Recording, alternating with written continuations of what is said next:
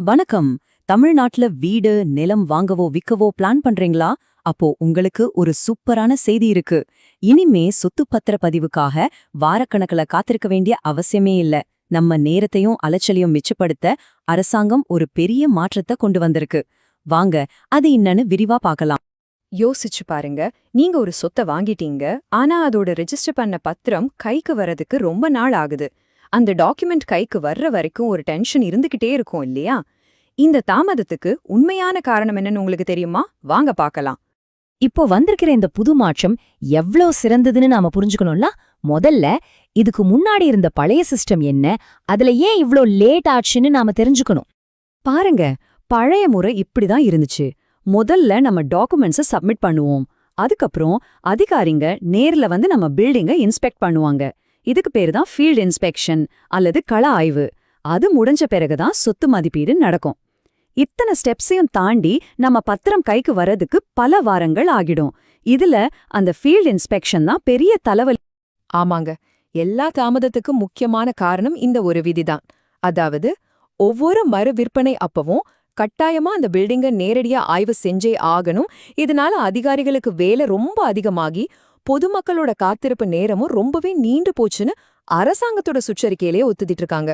இப்போதான் நம்ம கதையில ஒரு முக்கியமான திருப்புமுனை வருது.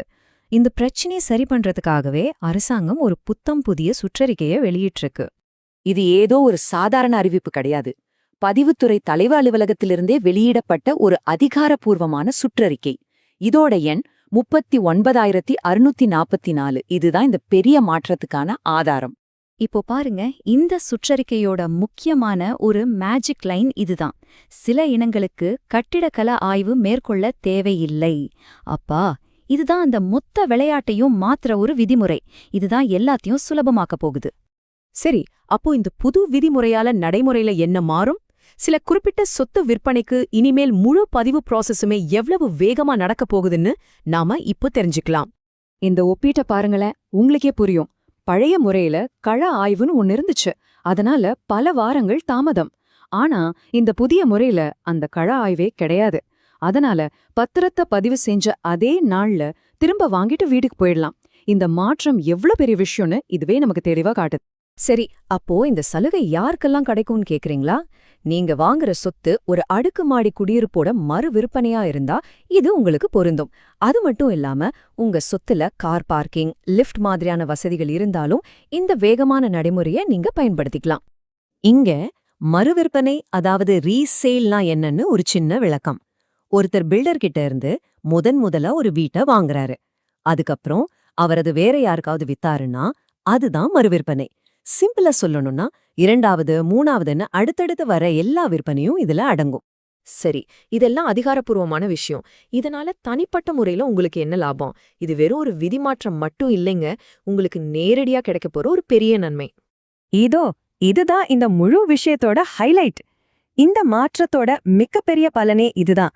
இனிமே நீங்க காலையில உங்க சொத்தை பதிவு செஞ்சா சாயங்காலத்துக்குள்ளேயே பதிவு செய்யப்பட்ட ஒரிஜினல் பத்திரத்தை கையில வாங்கிட்டு வீட்டுக்கு கிளம்பலாம். இந்த சூப்பரான புதிய நடைமுறை எப்போ இருந்து அமலுக்கு வருதுன்னு தெரிஞ்சுக்கோங்க.